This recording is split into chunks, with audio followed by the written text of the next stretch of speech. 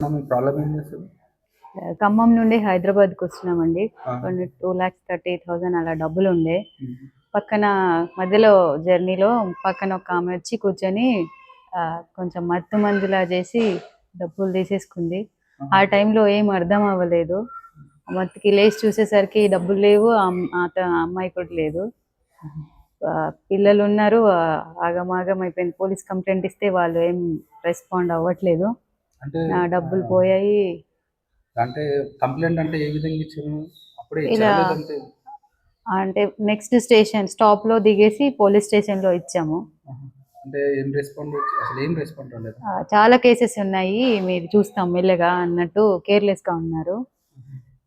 So, ఇల్లు కట్టుకోవడం కోసం తీసుకొస్తున్నాము. హుహు. మధ్యలో ఆగమాగం అసలు మీకు అంటే సిట్యుయేషన్. వాళ్ళ త్రూగా కాకుండా వేరే త్రూగా లాగా అట్లా ఏమి వెళ్ళలేదా?